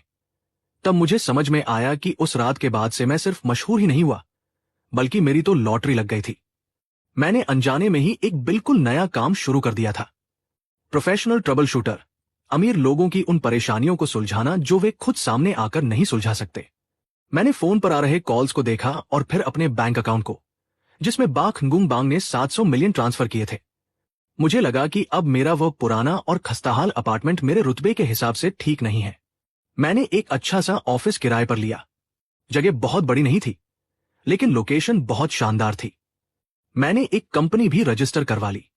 उसका नाम बहुत ही सीधा सादा रखा, new consultancy the trouble destroyer. उद्घाटन के दिन सिर्फ हम दोनों भाई थे। मैं कंपनी का सीईओ और मुख्य ट्रबल शूटर था। मेरा भाई कीबा दाद कंपनी का सिक्योरिटी हेड और ड्राइवर था। बाख गुंग बांग ने फूलों का एक गुलदस्ता भेजा। उस पर लिखा था, उद्घाटन की शुभकामनाएं, खूब तरक्की करो, तुम्हारे पहले ग्राहक की तरफ से प्यार। भाई, क्या हमारी कंपनी चल पाएगी? कीबा दाद खाली ऑफिस को देखकर थोड़ा घबरा रहा था। चिंता मत कर, मैं अपनी नई बॉस वाली कुर्सी पर पैर रखकर बैठा था। हम हाई एंड ग्राहकों के साथ काम करेंगे। अगर काम नहीं मिला तो कोई बात नहीं, लेकिन अगर एक काम मिल गया तो 3 साल तक बैठकर खाएंगे। मेरी बात पूरी भी नहीं हुई थी कि ऑफिस का दरवाजा खुला। एक बहुत ही सजी धजी महिला, जिसने बहुत सारे गहने पहने हुए थे, मटकती हुई अंदर आई। क्या यही द ट्रबल डिस्ट्रॉयर? मैंने और की बात दात ने एक दूसरे को देखा। हम दोनों की आंखों में खुशी चमक रही थी। हमारा पहला काम आ गया था। मैंने उन्हें बैठने का इशारा किया। जी हां, बताइए आपकी क्या परेशानी है। बैठते ही वो महिला रो रो कर अपनी कहानी सुनाने लगी। मेरे पति ने बाहर एक औरत रखी हुई है। वह चुड़ैल अभी 20 साल की भी नहीं है, एक कॉलेज स्टूडेंट है। उसने मेरे पति पर ऐसा जादू कर दिया है कि वह घर ही नहीं आते और मुझसे तलाक मांग रहे हैं। तो आप हमसे क्या चाहती हैं? मैं चाहती हूं कि आप उस चुड़ैल को ऐसा बदनाम करें कि वो खुद मेरे पति को छोड़ दे। ये तो बहुत आसान है। मैंने सिर हिलाया। लेकिन हम परेशानी के हिसाब से फीस लेते हैं। आपका मामला पारिवारिक विवाद का है। हमारी शुरुआती फीस 1 अरब 50 मिलियन है। पैसों की कोई दिक्कत नहीं है, बस काम हो जाना चाहिए। उसने तुरंत 700 मिलियन एडवांस दे दिए। उस महिला के जाने के बाद की बात दांत खुशी से अपने हाथ मलने लगा। भाई, 1 अरब 50 मिलियन, हम तो अमीर हो गए। शांत रह, मैंने उसकी पीठ थपथ पाई। ये तो बस शुरुआत है। जा, उस कॉलेज स्टूडेंट के बारे में सारी जानकारी निकाल कर ला। की बात दांत अब बहुत अच्छी तरह से काम करने लगा था। आधे दिन में ही वो सारी जानकारी ले आया।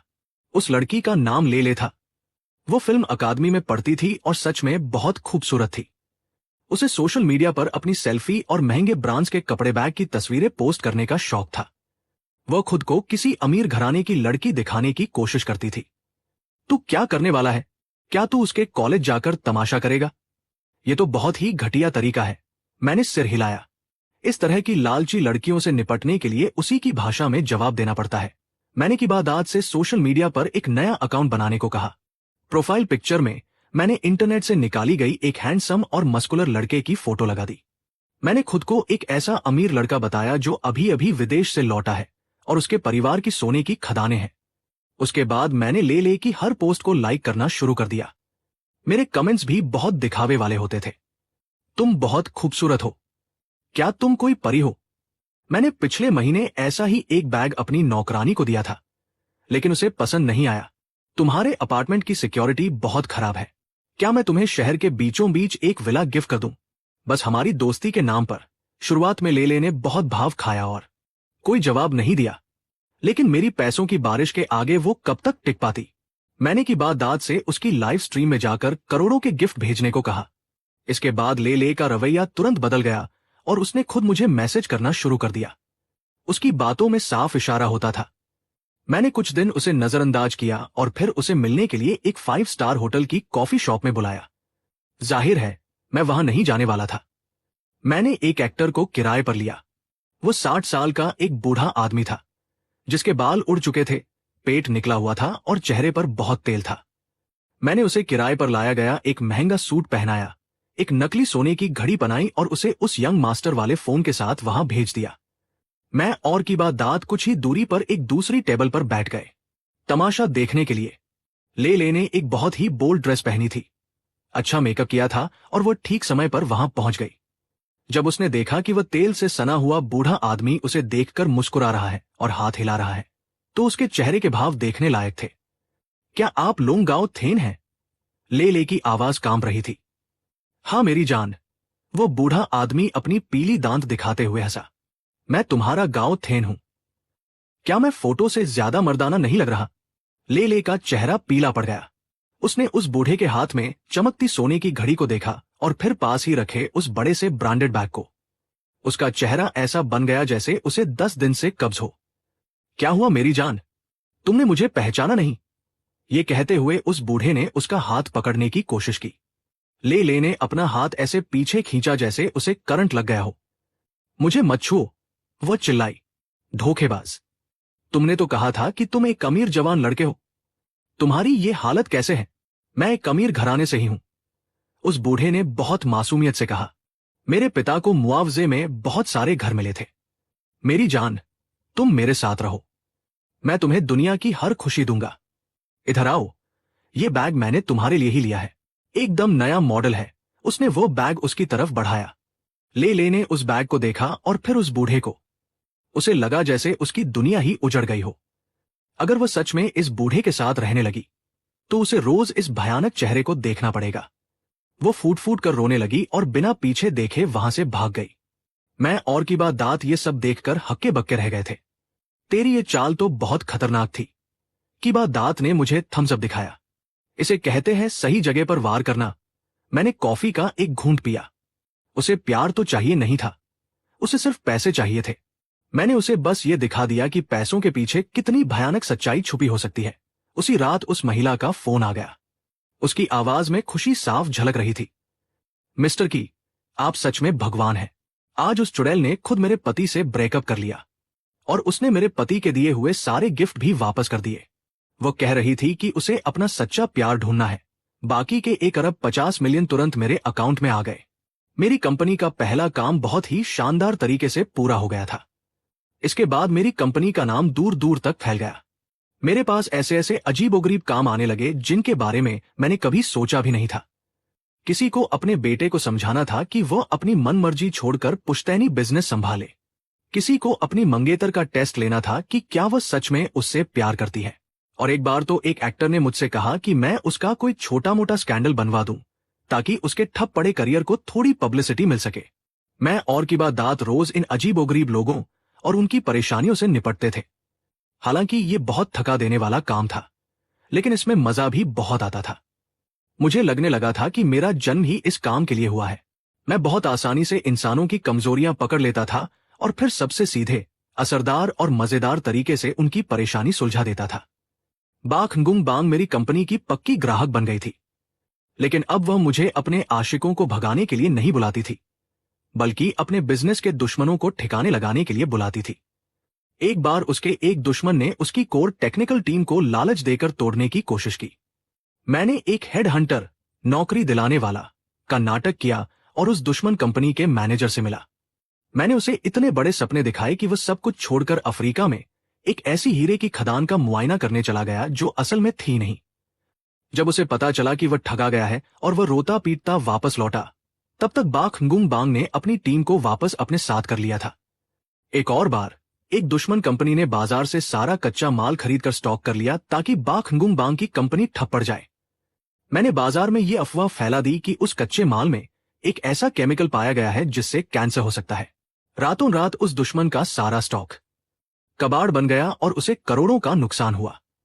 मेरे तरीके बहुत घटिया होते जा रहे थे, लेकिन मेरा नाम भी उतना ही मशहूर होता जा रहा था। इस बिजनेस में हर कोई मुझसे डरने लगा था। लोग कहते थे कि कीबा सुओंग एक पागल इंसान है, एक शैतान है जो कुछ भी कर सकता है। वे सही कहते थे। मैं सच में पागल था, लेकिन मुझे पता था कि मैं कोई शैतान नहीं हूं। मैं खुद एक बहुत बड़ी मुसीबत था जो दूसरों की मुसीबतें सुलझाने का काम करता था।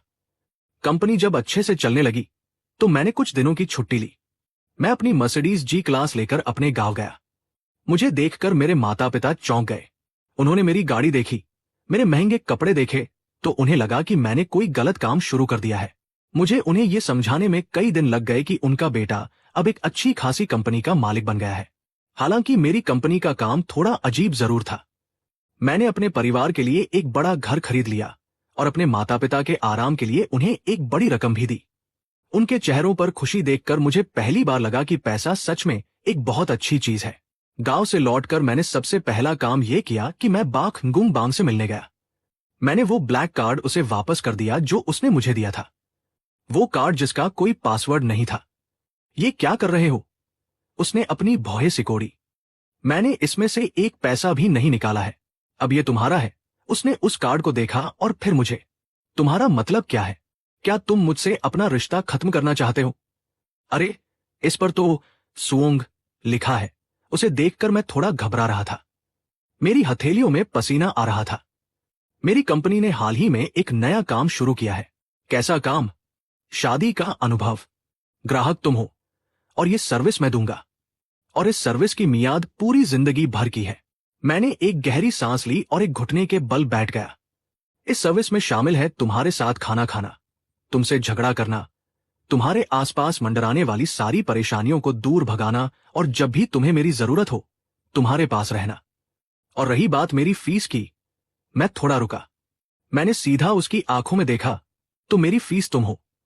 तो प्रेसिडेंट बाख, क्या तुम मुझे काम पर रखना चाहोगी? बाख गुंग बांग सन्न रह गई। उसकी आंखों में हैरानी थी, भावुकता थी और एक जानी पहचानी मुस्कान भी थी जिसे वो रोकने की कोशिश कर रही थी और जिसे मैं बहुत अच्छी तरह से पहचानता था। बहुत देर बाद उसने अपना हाथ आगे बढ़ाया। तुम जैसा गरीब इंसान प्रपोज भी ऐसे कर रहा है जैसे कोई बिजनेस डील कर रहा हो। मैंने उसे अंगूठी पहनाई। वो न ज्यादा बड़ी थी न ज्यादा छोटी, बस बिल्कुल फिट थी। इसके बाद मैंने और बाख nguम बांग ने शादी कर ली। शादी बहुत ही सादगी से हुई, जिसमें सिर्फ कुछ करीबी लोग ही शामिल हुए। मेरा भाई की बात दात मेरा बेस्ट मैन बना और वो रो रो कर मुझसे भी ज्यादा भावुक हो रहा था। चूक खाई शादी में नहीं आया। सुना है कि उस एक तरफा प्यार वाली घटना के बाद से उसे लोगों का सामना करने में डर लगने लगा था। वह बहुत दिनों से अपने घर से बाहर ही नहीं निकला था। मेरी कंपनी अभी भी चल रही है, मेरा बिजनेस दिन ब दिन बढ़ता जा रहा है, परेशानियां भी बढ़ती जा रही हैं। लेकिन अब मुझे किसी बात का डर नहीं है, क्योंकि अब मेरे साथ एक ऐसा इंसान है जो हर परेशानी का सामना करने में मेरा साथ दे सकता है।